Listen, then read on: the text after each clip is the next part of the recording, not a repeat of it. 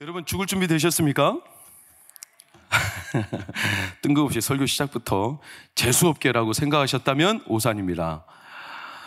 어르신들이 좋아하는 숫자가 있어요. 한번 보실까요? 998만 8,234. 좋아하시죠?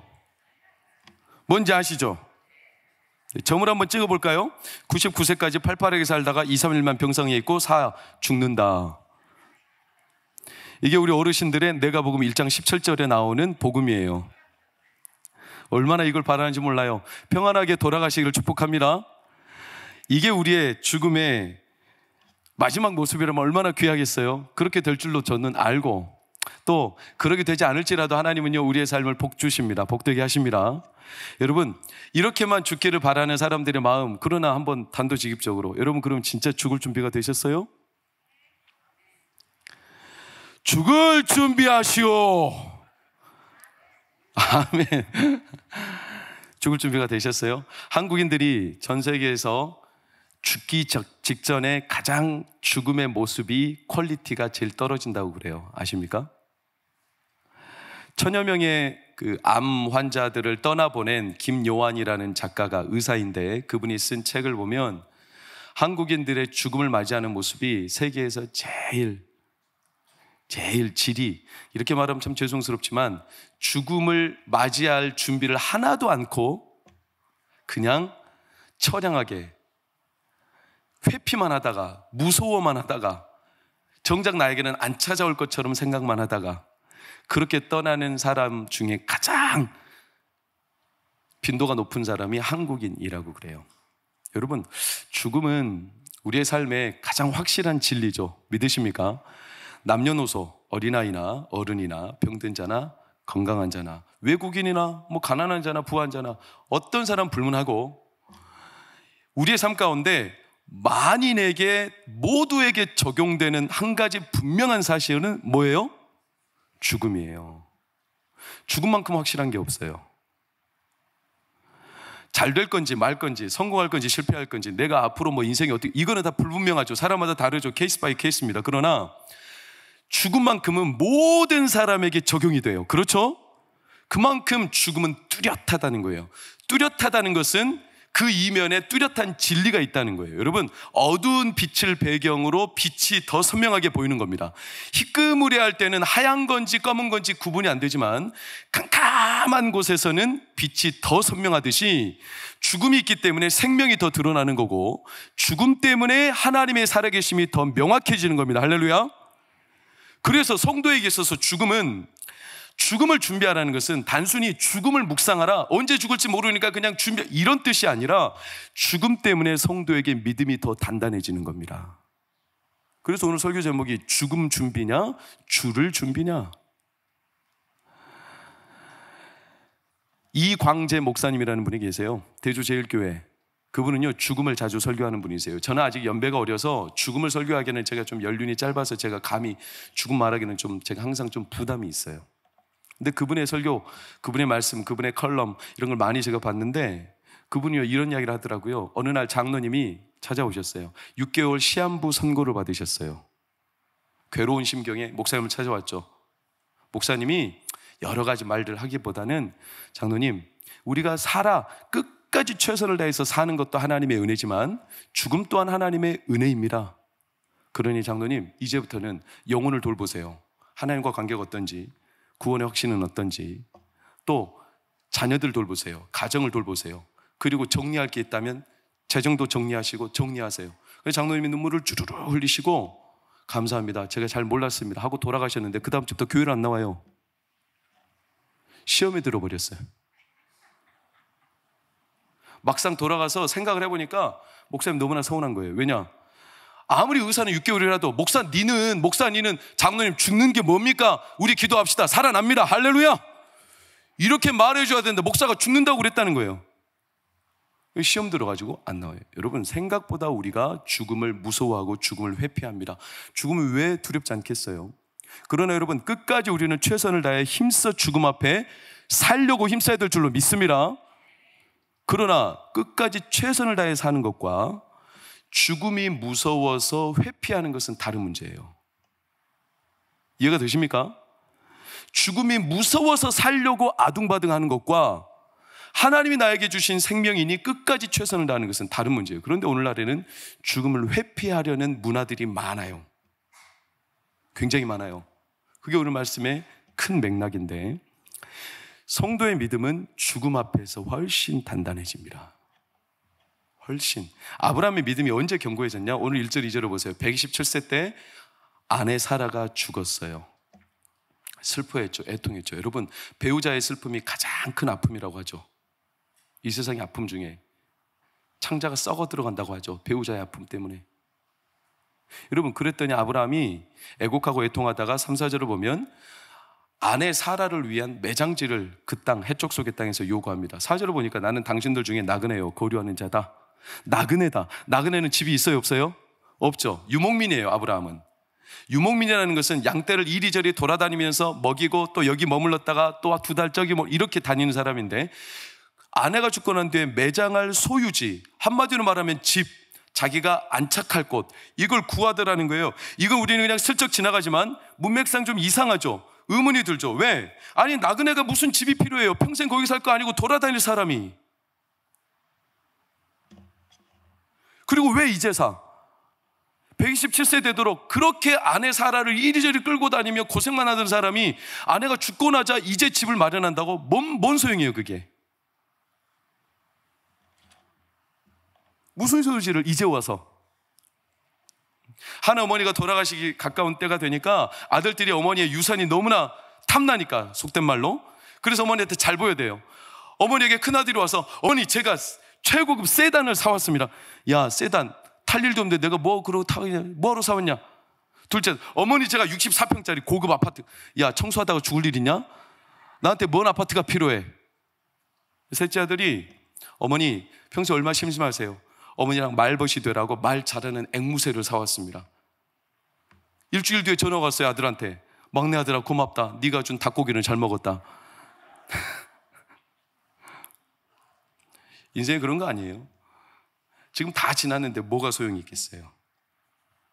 뒤늦게 아브라함이 왜 이제 와서 매장지를, 소유지를 후회하기 때문에 아내 사라를 고생시킨 나머지 너무나 마음에 미련이 남아서 아쉬움이 있어서 그의 혼이라도 돌봐주려고?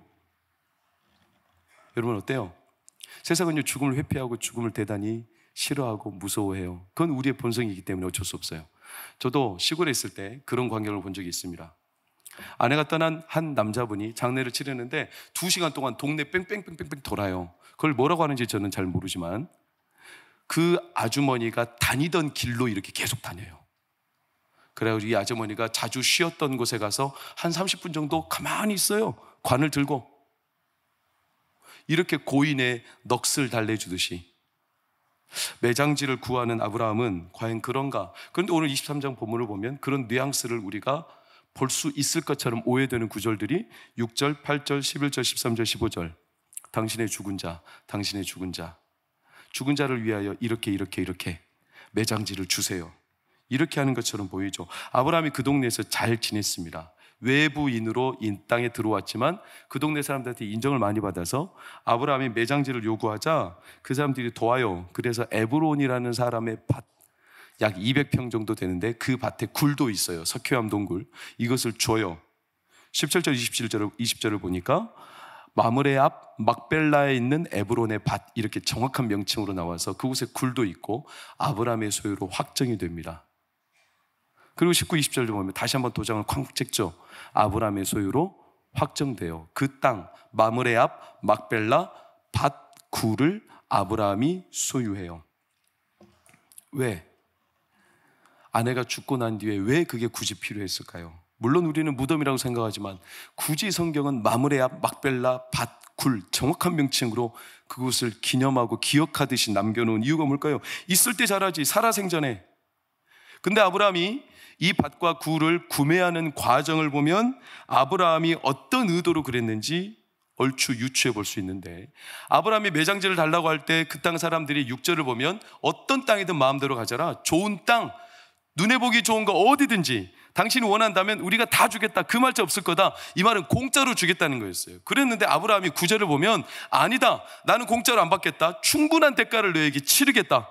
그러자 다시 그 땅에 있는 사람들이 10절 11절에 아닙니다, 모든 사람이 듣는 데에서 내가 어떤 밭이든 당신에게 주겠습니다. 무료로 제공하겠습니다. 이렇게까지 하는데도 아브라함은 끝내 어떻게 하냐면 12절 13절 그 땅의 백성이 듣는 데서 마지막 빨간색 시작, 당신에게 주리니 당신은 내게서 받으시, 반드시 밭값을 치르겠다는 거예요. 이 밭에 해당하는 대가를. 왜? 아니 좋은 땅 주겠다는데 그거 그냥 받으면 되지. 그래서 아브라함이 얼마에 주고 샀냐? 14절 15절 참 웃기죠. 그렇게 공짜로 주겠다고 했던 에브론이 슬그머니 아니요 가지세요, 그냥 가지세요. 그런데 땅값은 400세겔이에요. 세상 속셈은 똑같아요. 여러분 조심할 사람이 있어요. 어떤 사람들 조심해야 되냐면 제 짧은 견해로 따지면 아이 괜찮아요, 바라는 거 없어요, 그냥 해줄게요. 아이 제가 뭐 기대하는 거 아니에요. 이렇게 말하는 분들은 10 중에 5 정도는 뒤에서 딴 말할 때가 많아요. 조심해야 돼요. 아니 그냥 가지라 해서 400세겔이래. 400세겔이면 오늘날로 환산하면 약 1억 5천 정도 돼요. 어마어마한 금액이에요. 그때 당시 시세로는. 그러면서 그냥 주겠다는데 뒤에 가서는 말 그대로 400세겔. 사장님이 중국집에 직원들 데려가서 내가 오늘 한턱 쏜다, 마음껏 먹어. 단 메뉴를 고를 때 2자 안에서만 선택해. 나는 짜장. 그럼 이제 모든 음식이 다 뭐예요? 짜장, 짬뽕, 우동, 울면 이런 거밖에 없어요. 비싼 거는 다 3자. 팔보채, 유린기. 더 비싼 거는 4자예요. 크림새우, 칠리새우, 난자완스. 지혜로운 직원이 그러면 저는 탕수육. 그랬다나 어쨌다나 공짜는 없어요.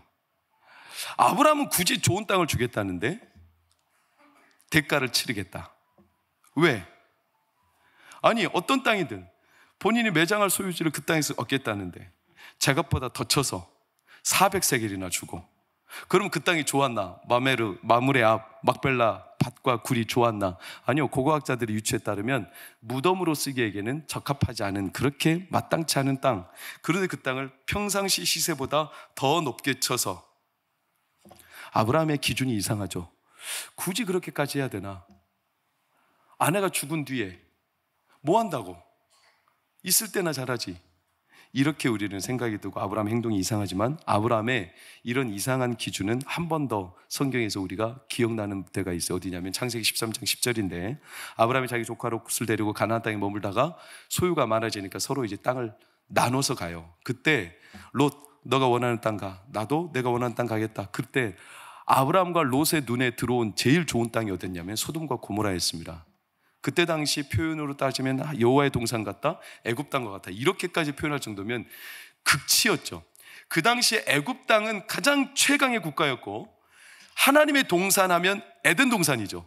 그토록 아름다웠고 그렇게 풍요로운 땅, 소돔과 고모라라는 땅에 들어가면 사람들이 신분이 상승되고 뭔가 있어 보이고 그 사람의 생명이 굉장히 값져 보이고 뭔가 세상에서 잘 나가는 사람들이 모이는 그곳에 아브라함이 얼마든지 갈 수 있는데 아브라함은 그 땅에 안 들어가고 롯이 들어가고, 아브라함은 여전히 그냥 오늘 투자한 이 마므레 앞 막벨라 밭, 굴, 이 지역에 속한 세겜 땅에 머물러요. 왜? 여러분 살다 보면 하나님께서 사람들을 바라보실 때 사람들이 갖고 있는 눈이 다를 때가 있어요. 아브라함은 왜 이 땅을 굳이 400세겔이나 주고 투자했을까? 그것도 아내가 다 죽고 난 뒤에. 아브라함은 둘 중에 하나예요. 투자에 젬병이든지 아니면 다른 눈을 갖고 있든지, 둘 중 하나겠죠.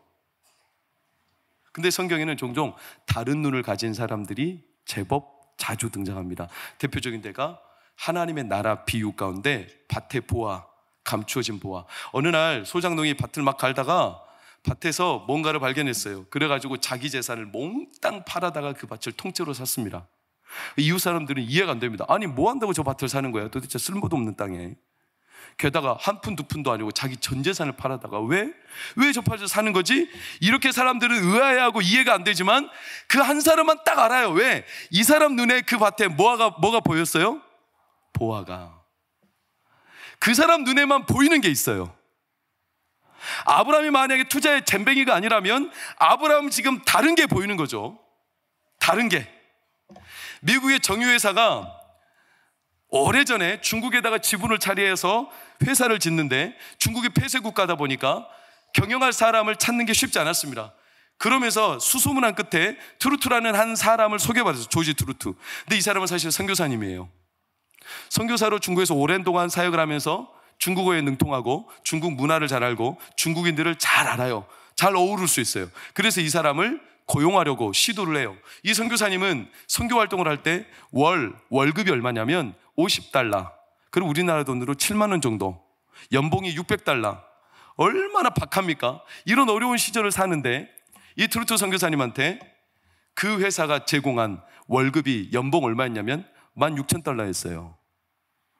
그러니까 현재 받는 월급의 20배죠. 이렇게 제안하면서 우리와 함께 일하자. 그런데 그 트루트 선교사님은 단칼에 거절했어요. 그리고 하는 말이 뭐였냐면 제가 받을 연봉은 엄청나게 크지만 당신들이 제게 제안하는 일이 너무나 작습니다. 저는 $16,000를 받고 중국 사람들에게 석유를 팔기보다는 지금처럼 $600를 받고 중국을 그리스도께 인도하는 것이 저에게 훨씬 큰 일입니다. 그러면서 거절했어요. 어떻게 보면 좀 미쳤죠? 아니 자기 지금 신세가 직호가 석자인데 이렇게 도와주는 것도 어떻게 보면 하나님의 도움이라고 인정하고 받아들일 수 있지 않겠습니까? 그런데 트루트 선교사님의 눈에는 그게 아닌 거예요. 그 땅에 그렇게 보이지 않는 겁니다. 성경을 보다 보면 유독 다른 눈을 가진 사람들이 있습니다. 아브라함은 지금 그게 보인 거죠. 명확하게 아내 사라가 죽고 세상 사람도 수익 구조가 있어야 투자를 하고, 저는 지난주에 말씀드렸어요. 믿음도 투자입니다. 투자. 누구에게 투자하죠? 하나님께. 그래서 히브리서 11장은 믿음은 바라는 것들의 실상, 반드시 눈에 보이는 분명한 게 있기 때문에 믿음으로 나아가는 거죠. 명확합니다. 믿음은 막연하지 않아요. 아브라함은 그걸 본 거예요. 마므레 앞 막벨라 밭 굴에서. 그 땅이 특별한 게 아니라 아내 사라가 죽으며, 보통 사람들 같으면 아내가 죽으면 마음이 흐트러져서 얼마나 괴로운 심경에 모든 일을 놔버릴 텐데, 놀랍게도 아브라함은 더 선명해졌다는 거예요. 뭐가? 하나님의 약속과 말씀이. 127세 된 사라의 죽음을 통해 아브라함 눈에 들어온 것은 하나님의 말씀이 명확해졌다는 거예요. 성도는, 신자는 죽음 앞에 믿음이 더 단단해져요. 왜? 죽음은 우리의 삶에 뚜렷한 진리거든요. 죽음만큼 우리의 삶을 명확하게 설명하는 게 없거든요. 그래서 죽음 때문에 하나님의 살아계심이 더 분명해져요.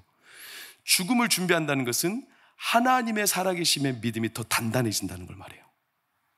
아브라함이 그걸 본 거죠. 여러분, 놀랍게도 그래서 그 마므레 앞 막벨라 밭이 후대 역사를 보면 수많은 믿음의 선진들이 그 땅에다가 계속 같은 마음과 믿음의 씨를 뿌려요. 아브라함의 아들이었던 이삭, 이삭의 아들이었던 야곱, 야곱은 거기다가 아예 우물까지 파가지고 자기 진을 치죠.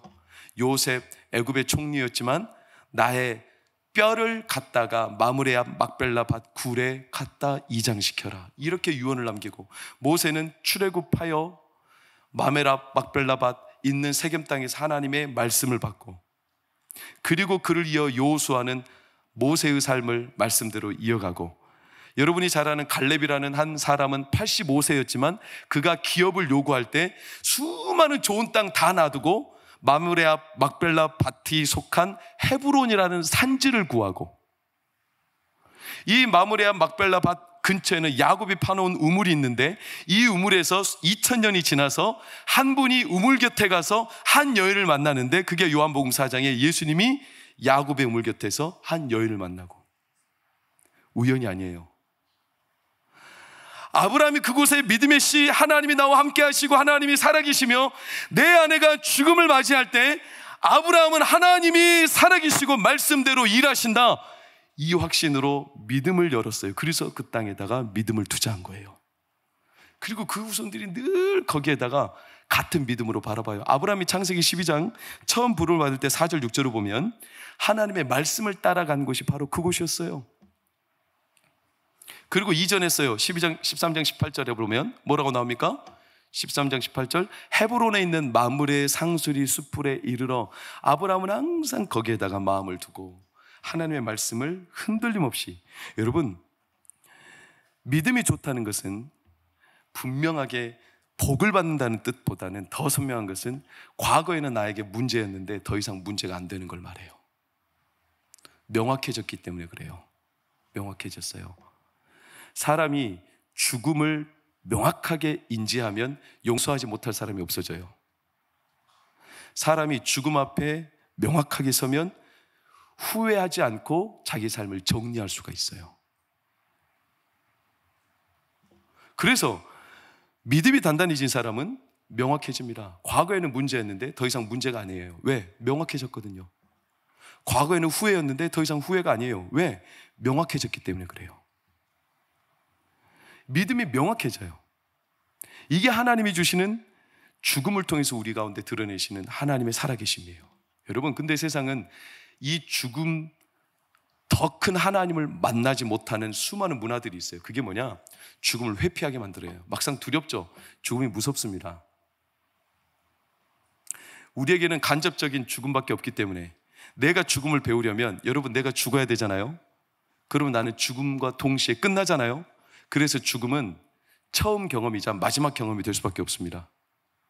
그러다 보니 죽음이 막연합니다. 가장 뚜렷한 죽음인데 이 죽음 때문에 믿음이 단단해지는 건데, 믿음이 흐릿하고 막연하다는 것은 죽음을 보면 알 수 있습니다. 세상은 이 죽음을 회피하는 일들이 얼마나 많은지 몰라요. 죽음을 미화시킵니다. 죽음을 친숙하게 합니다. 요즘에 너무나 유명한 용어죠. well dying, well dying. 잘 죽어야 된다는 거예요. 너무나 뜻은 좋죠. 여러분, 죽음이 그렇게 잘 죽을 수 있을 만큼 well dying 할까요? 죽음이 아무리 우리가 친숙하게 한다고 해서 죽음이 진짜 좋은 걸까요? 여러분, 죽음이 친숙해요? 죽음이 언제든지 오면 나 이 죽음 아무 스스럼 없이 받아들일 수 있다, 이렇게 될 만큼 여러분의 마음에 정말로 죽음이 미화되고 친숙합니까? 여러분, 아무리 죽음은 가까이 하려 해도 죽음은요, 친숙하기가 어려워요. 죽음은 괴로운 일이에요. 죽음은 무서운 거죠. 그러다 보니 죽음을 미화시키려는 시도들이 많아요. 아닌 것처럼, 나에게 없는 것처럼.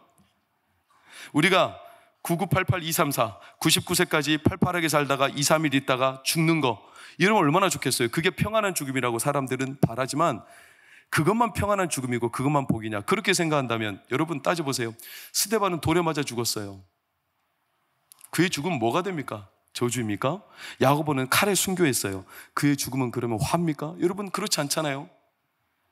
아무리 그들의 끝이 사람들 볼 때는 비참해 보여도 하나님 보실 때 그들은 죽음보다 더 큰 생명을 확신했기 때문에 그래요. 너무나 선명하죠. 그래서 죽음은요, 우리 가운데 하나님의 생명이 드러나는 길목에 있어요. 정확해요. 미워할 수 없어요. 무서운 거죠. 그런데 사람들이 죽음을 나에게 없는 것처럼 외면하는 이유는, 피하고 싶은 이유는 사실은 허무감 때문에 그래요. 내가 사라질 것 같은, 나 이대로 잊혀지나? 나 이대로 그냥 죽는 건가? 이런 허무감이 우리에게 너무나 커요. 그래서 사람들이 죽음을 자꾸 회피하고 어디에다 집중하냐면 자기가 살아있는 것에 대해서 집중하기 위해 수많은 것에 투영을 하기 시작합니다. 자녀한테 자기의 생명을 투영하고, 자기가 가진 소유물에 투영하고, 자기의 직장에 투영하고, 자기가 하는 일에 투영하고. 이게 나쁜 건 아니지만 분명히 우리의 마음에 죽음에 대한 두려움이 있어서 자꾸 딴 데 시선을 돌리는 거예요. 그래서 어떤 사람이 글을 써놨는데, 오늘날에는 사람들이 다 자기한테만 집중한다는 거예요. 자기한테 집중. 여러분, 예쁜 사람을 한자로 말하면 뭘까요? 나. 예쁜 사람을 두자로 말하면 또 나. 세자로 말하면 역시 나. 네자로 말하면 그래도 나. 다섯자로 말하면 다시 봐도 나. 여섯자로 말하면 아무리 봐도 나. 일곱자는 다시 생각해도 나. 다 자기한테만 집중한다는 거예요. 자기한테만. 왜? 무서우니까. 그래서 잊으려고. 이게 우스갯소리냐? 누가복음 11장을 보면 어리석은 부자 비유가 나오죠. 나를 위하여 재물을 쌓고, 나를 위하여 곡간을 짓고, 나를 위하여 여생을 마련하고, 나를 위하여 수많은 시스템과 제도들을 마련해놓고 내가 여생에 편안하게 살겠다. 거기 6절에 등장하는 나에 대한 단어가 한글 성경만 8번 등장해요. 8번. 자기한테 그렇게 집중해요. 헬라 원어로는 자기, 나라는 단어가 12번 등장해요. 피하는 겁니다. 두려운 겁니다. 나에게 찾아오는 그 죽음, 허무감, 잊혀질까봐, 그래서 이거 당장 피하고 싶은 겁니다. 마귀는요, 이 죽음의 권세를 이기신 하나님을 만나지 못하게 하기 위해서 때로는 죽음의 두려움을 가지고, 허무함을 가지고, 내가 이렇게 잊혀진다라는 이런 수많은 세상의 많은 문화들을 가지고 우리를 유린합니다. 왜? 죽음을 직면하고 내가 허무하다는 것을 직면하지 못하게, 그걸 직면하는 순간 사람은 하나님을 만나게 되어 있거든요. 하나님을 만나지 못하게, 그래서 딴 데다 집중하게. 사냥꾼이요, 총을 가지고요, 독수리를 노려보고 있어요. 독수리를 사냥하기 위해서. 그런데 독수리가 사냥꾼의 이 사냥하려는 모습도 의식하지 못하고 한 곳을 응시하고 있어요. 독수리는 뭘 쳐다보고 있냐? 뱀을 잡아먹으려고 뱀을 쳐다보고 있어요. 근데 뱀은 독수리가 쳐다보고 있는 거 의식도 못하고 뭘 한 걸 쳐다보고 있어. 뭘 쳐다보고 있냐? 개구리를 쳐다보고 있어. 잡아먹으려고. 개구리는 또 뱀이 노려보고 있는 거 모르고 한 곳을 쳐다봐. 무당벌레를 쳐다보고 있어. 낼름하려고. 그럼 무당벌레는 움직여야 돼. 무당벌레도 움직이지 않고 한 곳 가만히 꼼짝도 없이. 왜? 무당벌레는 진딧물을 쳐다보고 있어. 사냥꾼이 이걸 보니까 기가 막힌 거예요. 자기를 쳐다보고 있는 것도 모르고 저렇게 자기한테 빠져가지고 그런데 갑자기 식은땀이 줄줄 흐르는 거예요. 왜? 나만 쳐다보는 게 아니라 내 뒤로? 에이!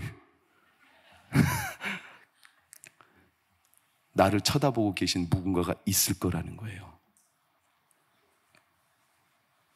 사람은 다 자기한테만 집중해요. 왜? 무서운 겁니다. 그리고 죽음을 회피하고 싶은 겁니다. 마귀는 그 안에서 죽음을 마주하지 않으면 부활하신 예수 그리스도는 못 보게 할 수 있죠. 그래서 세상 일에 우리의 마음을 뺏는 일들이 그렇게 많아요. 사랑하는 여러분, 그래서 히브리서 2장 15절을 보면 마귀는 두려움을 가지고 죽을까봐 죽기를 무서워하는 인간의 이 본성을 이용하여 빌미로 삼아 우리를 조종해요. 종노릇하게 끌고 다녀요. 죽음의 그림자, 내 안에 열등감, 내 안에 박탈감, 내가 가지지 못하여 느끼는 허망함, 그래서 더 가져야 된다라고 생각하는 이런 수많은 마음, 이런 걸 조장해서 정작 하나님 앞에 눈을 두지 못하고 자꾸 딴 데다 마음을 두게 만드는 게 마귀의 아주 예리한 작전이죠. 여러분, 죽음은 무서운 겁니다. 우리가 회피하고 싶은 게 당연한 겁니다. 그래서 딴 데다 집중할 수밖에 없습니다. 여러분, 암에 걸린 사람들의 심경을 이해하십니까? 저는 남편이지만 제 아내를 아직도 헤아리지 못합니다. 암은요, 그 사람만 압니다. 그 사람만. 걸리지 않은 사람은 잘 몰라요. 아무리 헤아리려 해도 그 중심 깊은 곳까지는 몰라요. 그 사람은 매일 자기 눈앞에 죽음이 어른거려요. 암에 걸린 사람들은. 그러나 저는 안 그래요. 죽을까 봐 두렵죠. 그 두려움이 왜 없겠어요, 인간인데. 그러나 가끔은 또 안 그래요. 그런데 병자들은요, 우리 교회도 그런 암에 걸린 이들이 많죠. 암에 걸린 이들은요, 매일매일이 죽음이 눈앞에 있는 거예요. 피하고 싶죠. 회피하고 싶죠. 딴 데다 집중하고 싶죠. 제가 아는 한 사모님은요, 설암에 걸렸어요. 혀암이죠, 혀암. 얼마나 안타까운지 몰라요. 수년 전에, 2년 전에 돌아가셨는데 그 생떼 같은 아이를 놓고 젖 한 번 제대로 못 먹이고 그렇게 눈물을 주르르 흘리며 마지막 숨을 거뒀어요. 그 어미의 마음을 누가 헤아리겠어요? 죽음은 무서운 거예요. 죽음은 회피하고 싶어요. 그러나 사랑하는 여러분, 그렇기 때문에 허망함, 내가 잊혀질까봐, 내가 이대로 죽는 게 끝날까봐 무섭기 때문에, 죽음은 넘을 수 없는 큰 산이기 때문에, 그래서 사랑하는 여러분, 진짜 확실한 걸 붙잡아야 되지 않겠습니까? 피한다고 될 일이 아니라 마귀는 그걸 피하게 만들어서 자꾸 조장해서 진짜 죽음을 이기신 예수 그리스도, 살아계신 하나님을 보지 못하게 만들지만, 하나님은 그런 우리에게 죽음을 이기신, 죽음보다 더 크신, 죽음을 다스리시는 분이심을 믿습니다. 여러분, 그러니 내가 감당 못할 숙제가, 죽음이라는 이 숙제가 우리에게 있기 때문에, 그래서 우리는 진짜 더 큰 분을 만나고 그분을 붙들어야 되지 않겠습니까? 빈손 들고 엎드려, 빈손 들고 주께 가, 십자가를 붙들어야 되지 않겠습니까? 너무나 무서운 문제고 너무나 큰 문제이기 때문에 진짜 확실한 거, 죽음 이기신 거, 죽음 앞에 겁을 내는 자여 주 예수 앞에 다 아뢰어라. 십자가가 그렇죠. 여러분, 십자가는 뭡니까? 십자가는요, 너무 허무한 죽음처럼 끝났어요. 예수님의 죽음이죠. 그러나 아브라함이 막벨라 밭, 굴과 밭을 400세겔이나 주고, 남들이 볼 때는 이해 못할 투자죠. 그러나 그 땅을 소유로 삼았어요. 왜? 아브라함은 그 땅에 하나님의 약속이 있음을 믿고 바라본 거예요. 십자가가 똑같습니다. 우리를 하나님이 자기 소유로 삼으시기 위해서 그의 상당한 대가를 지불하셨어요. 뭘로? 자기 아들의 생명으로. 십자가 위에다가. 그래서 우리를 자기 소유로 삼으신 거예요. 남들이 볼 때는 이해가 안 되죠. 왜 동과교회 저 집사를 위해서 예수님이 죽으신 거야? 왜 동과교회 저 권사를 위해서 예수님이 죽으신 거야? 왜 나 같은 사람을 위해서 예수님이 죽으신 거야? 왜 나에게 하나님이 투자하시는 거야? 아무도 이해 못하죠. 그러나 하나님은요, 그렇게 우리를 소유하기 위해서 예수 그리스도를 상당한 값으로 십자가에 내어놓으셨어요. 그래서 베드로전서 2장에는 우리에게 뭐라고 말하냐면, 너희는 택하신 족속이요, 왕같은 제사장이요, 거룩한 나라요, 그의 소유가 된 백성이라고 하는 거예요. 소유되었다. 아브라함이 상당한 가격을 주고 막벨라 밭 굴을 소유로 삼았듯, 하나님은 상당한 자기 아들의 목숨을 주고 우리를 소유로 삼으셨어요. 오늘 여러분이 바로 그 사람들이에요. 허망할 수 있어요? 십자가 앞에 우리가 허망할 수 있어요? 죽으면 끝나고, 죽으면 허망하고, 죽으면 내가 이대로 사라질 것 같아서 죽음을 회피하고 딴 데다 집중할 만큼 우리의 생명이 아무것도 없다, 이렇게 허망함을 느껴 사람들은요, 세상에 온갖 딴 데다 집중 팔려 살아가지만, 하나님은 우리한테 집중해서 우리에게 십자가를 주시고, 그 십자가 예수를 달게 하셔서 나를 십자가로, 예수님의 생명으로 대신 사셨는데, 내가 죽는다고 사라져요? 내가 죽고 내가 사라져도 내 안에 예수 그리스도가 남아 하나님의 살아계심이 더 선명하게 증거됩니다. 그래서 십자가 앞에 서면 우리는요, 하나님의 생명을 확인하게 됩니다. 갈라디아서 2장 20절 뭐라고 합니까? 내가 그리스도와 함께 십자가에 못 박혔나니 이제 내가 사는 것이 아니오 내 안에 오직 그리스도께서 사신 것이라. 내가 육체 가운데 사는 것은 나를 사랑하사 나를 위하여 자기 자신을 버리신 하나님의 아들을 믿는 믿음 안에서 사는 것이라. 선명해져요. 십자가 앞에, 죽음 앞에. 죽음의 그림자가 드리울 때 훨씬 더 선명해져요. 하나님이 나를 사랑하시고 나에게 진짜 생명을 주셨다는 사실. 그래서 고린도서 4장 10절은 사도 바울이 이렇게 간증하죠. 뭐라고요? 우리의 육체에 예수의 죽음을 짊어짐은 또한 우리 몸에 예수의 생명이 나타나게 하려 함이라. 사랑하는 여러분, 우리는요, 그렇게 예수 그리스도 안에 십자가 앞에 생명으로 하나님 앞에 소유된 자들입니다. 죽음을 두려워할 만큼 우리의 삶이 허망하지 않아요. 사랑하는 여러분, 여러분의 삶이 그렇게 끝나지 않아요. 죽음 앞에 눈을 돌릴 필요가 없어요. 여러분의 삶이 그렇게 허망하게 끝나지 않아요. 반드시 하나님이 생명을 대신한 여러분의 생명과 삶과 가정과 여러분의 영혼과 인생을 붙들어 주십니다. 죽음 앞에 믿음은 더 선명해집니다. 이것을 한 여인이 알았어요. 예수님이 죽기 전에 여인이 자기의 전 재산, 평생을 다 드려도 그 돈을 벌 수가 없어요. 어쩌면 자기 아버지 어머니가 재산으로 남겨준 걸 거예요. 향유값을 깨버렸죠. 300데나리온, 오늘날로 따지면 5천만 원에 가까운 돈. 옆에 있는 제자들은 비아냥댔어요. 아깝다. 뭐 한다고 거기다 투자했냐? 쓸모없는 낭비다. 왜 그랬냐? 예수님이 그들을 호되게 꾸짖으시며 그만두라 했어요. 왜냐? 이 여인은 죽음을 위하여 한 게 아니라 나를 준비하였다. 생명이 죽음으로 끝나지 않고 반드시 부활하실 예수 그리스도를 위하여 준비하였다. 이런 여인들이 있어요. 믿음으로 하나님 앞에 눈이 열려 하나님의 생명이 확신되는 거죠. 그래서 우리가 찬양 들었듯이 십자가 내가 처음 볼 때 나의 마음에 큰 고통이 사라져. 놀라운 것은 오늘 믿고서 내 눈 밝았네. 오늘이라도 예수 그리스도의 십자가 앞에 서면 내 눈이 밝아져서 그분의 영광스러운 기쁨을 경험하게 됩니다. 우리가 부르는 찬송가 가운데 이런 찬송시를 작시한 사람 중에 제일 많은 찬송시를 작시한 사람이 페니 크로스비라는 여사예요. 그분은요, 우리가 좋아하는 찬송가 나의 갈 길 다가도록, 나의 영원하신 기업, 수많은 찬송시를 지었죠. 태어나자마자 생후 6주 때 눈을 잃었어요. 의사의 실수로. 평생 보지 못하고 살았던 시각장애인이었죠. 생계가 너무 어려워서 어머니는 생활정선에 뛰어들고 그의 할머니 유니스 크로스비가 이 페니 크로스비를 키웠어요. 젖먹이 때부터. 그리고 이 딸에게 어쨌든지 하나님의 믿음을 심어주기 위해서 가르쳐주고 성경 읽어주고 세상 이야기도 들려주면서 할머니 품에서 그렇게 잘 자랐어요. 할머니에 대한 애틋함이 커요. 할머니가 소천하시는 날 할머니가 이 페니 크로스비한테 뭐라고 말했냐면, 저 높은 곳에 계신 우리 아버지 집으로 할머니를 만나러 올 거지? 이렇게 말하며 마지막 작고하셨어요. 페니 크로스비는 그때 할머니 유언을 가슴에 품고 평생을 살았고, 나도 또한 하나님 나라, 죽음 이후에 하나님의 생명을 누리겠다라는 이 유언을 안고 평생을 살았는데, 그가 성장하여서 뉴욕에 있는 주립 시각장애인 학교에 교사가 되었는데, 그때 당시 콜레라가 미국 전역을 덮었어요. 오래전이니까. 그래서 한 주에 수천 명씩 죽어가던 시절, 페니 크로스비는 너무나 두려움이 가득했어요. 죽음 앞에 아무것도 못하고 자기도 이대로 사라질 거라는 불안한 엄습함, 수많은 마음의 자괴감. 그래서 할머니의 유언이 어느 순간인가 마음에 믿어지지 않고 이 죽음 앞에 덮여있던 어느 날, 그가 한 집회에 참석해서 그곳에서 살아계신 예수 그리스도를 인격적으로 만나고 경험했어요.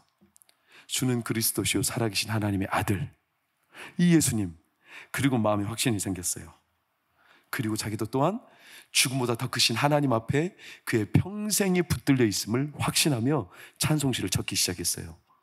1915년 2월 15일 자기의 사랑하는 친구가 딸을 잃고 깊은 슬픔에 젖어 홀로 죽음의 그늘에 가려 죽어갈 때 그 친구를 위해서 찬송시를 적었고, 페니 크로스비 여사는 그 찬송시를 친구에게 전해주고 마지막 유언으로 남기고 죽었어요. 그 찬송시 가사가 바로 이거예요. 주가 맡긴 모든 역사 힘을 다해 마치고 밝고 밝은 그 아침을 맞을 때 요단강을 건너가서 주의 손을 붙잡고 기쁨으로 주의 얼굴 배우리. 나의 주를 내가 그의 곁에 서서 배우며 나의 주를 손의 못자국을 보아 알겠네. 여러분, 주는 그리스도시요 살아계신 하나님의 아들이십니다. 죽음은 회피할 문제가 아니라 죽음은 하나님의 생명으로 우리 가운데 역사할 하나님의 도구입니다. 죽음은 왜 두렵지 않겠어요? 죽음은 왜 무섭지 않겠어요? 저도 목사지만 죽음이 두렵습니다. 죽음을 매일매일 고민하고 살아갑니다. 죽음이 눈앞에 맞닥뜨릴 때도 있습니다. 사랑하는 아내를 보고 자녀들을 보면 왜 죽음이 싫지 않겠어요? 항상 그런 마음이 나도 모르게 일어날 때가 있어요. 그러나 하나님은 십자가 앞에서 우리의 눈을 열어주십니다. 그렇게 죽지 않는다는 거예요. 험악하게. 우리의 생명이 그렇게 세상에서 안개처럼 사라지지 않고 예수 그리스도로 대신하여 값주고 산 하나님의 소유, 하나님이 여러분의 삶과 가정과 여생을 붙들어 주실 줄 믿습니다. 오늘도 예수 그리스도 이 복음을 듣고 마음의 확신, 눈이 열려서 하나님 앞에 믿음으로 나아가는 자마다 여러분의 가정을 새롭게 하시며 병든 자를 치료하시며, 오늘 아직도 예수 그리스도를 만나지 못한 자가 있다면 예수님의 생명이 여러분의 영혼을 천율하고 여러분의 영혼에 진동되어서 여러분을 하나님의 자녀로 새롭게 하시기를 축원합니다. 십자가, 내가 그 앞에 설 때 나의 눈이 밝아져서 내 영원한 기쁨이 죽음을 딛고 일어서게 하며 오히려 하나님의 생명으로 약동하게 할 줄로 믿습니다. 배우자를 먼저 잃어버리고 아들을 먼저 떠나보내고 딸을 먼저 떠나보내고 사랑하는 가족을 먼저 떠나보낸 성도들이 우리 교회에는 있습니다. 이 자리에도 있습니다. 버텨주셔서 고맙습니다. 견뎌주셔서 고맙습니다.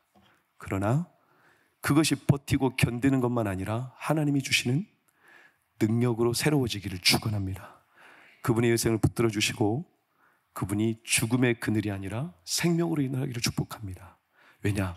예수님은 죽음을 통해 부활로 우리 가운데 일어나셨기 때문입니다. 그러니 오늘 예수 그리스도의 사심을 통해 여러분 마음속에 소망을 품고 생명을 누리며 하나님 앞에 여러분의 삶과 가정을 하나님이 회복시켜 갈 줄 믿고 담대하게 살아가길 예수 이름으로 축원합니다. 기도하겠습니다. 주님 감사합니다. 우리는 약합니다. 우리는 세상에서 때때로 죽음의 그늘이 드리울 때 회피합니다. 무섭습니다. 두렵습니다. 어찌할 바를 모릅니다. 그래서 죽음을 회피하여 다른 데 마음을 뺏깁니다. 집중합니다. 언제나 우리는 그렇게 죽음을 회피하며 도망가며 없기만을 바라지만 예수님은 죽은 자 가운데서 살아나셨습니다. 십자가 위에서 우리를 대신 살리셨습니다. 십자가로 우리를 소유하셨습니다. 그러니 우리는 허무하지 않습니다. 죽음을 통해 예수님의 살아계심과 하나님의 영광과 하나님의 능력을 봅니다. 죽음보다 더 크신 하나님, 죽음을 이기신 예수 그리스도를 오늘 시간 믿음으로 구하고 바라보는 자들마다 하나님 예수 안에 살아나게 하여 주시옵소서.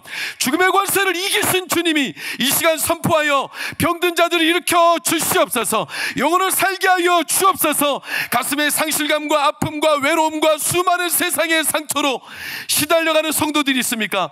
아들을 잃고 딸을 잃고 가족을 잃고 죽음의 그늘이 두려워서 더 이상 슬퍼 견디지 못하는 성도들이 있습니까? 주님 이 시간 그들을 찾아가 만나 주시옵소서. 죽음을 듣고 일어나게 하시는 예수 그리스도 안에 그들의 삶이 다시 회복되게 하여 주시옵소서. 사망아 너의 쏘는 것이 어디에 있느냐? 사망아 너가 이기는 것이 어디에 있느냐? 오직 예수 그리스도를 말미암아 우리에게 승리를 주시는 하나님께 영광을 돌리노라. 아멘 할렐루야. 이 생명의 성령의 법이 오늘 이 시간 성도들의 생명에 우리 성도들의 삶과 가정에 넘쳐나게 하여 주시옵소서. 병든 자들 치료하여 주시옵시고 악한 세력이 틈탄 자들 낫게 하여 주시며 하나님의 생명으로 우리 성도들의 삶과 가정과 여성과 자녀들의 앞날이 주 안에 복될 수 있도록 주여 생명으로 오늘 새롭게 하여 주시옵소서. 이제는 우리 주 예수 그리스도의 하나님의 크신 사랑과 성령의 감화 감동 교통위로 평안케 하심이 오늘도 하나님 앞에 죽음 앞에 늘 겁을 내고 회피하고 때로는 무너지는 저희들이지만 여전히 죽음을 통하여 생명과 부활과 하나님의 영광과 능력을 드러내신 하나님 앞에 그 생명이 우리를 주장하며 죽음이 아니라 오히려 살게 하시며 새롭게 하시며 거듭나게 하시며 오늘도 예수의 생명으로 우리 가운데 나타내사 병든 자들을 치료하시며 무너진 가정을 일으키실 것을 확신하며 이 자리를 담대히 떠난 우리 모든 성도들 그들의 가정 자녀들의 미래와 우리 환우들의 앞날 가운데 영원히 함께 하시기를 간절히 축원하옵나이다. 아멘.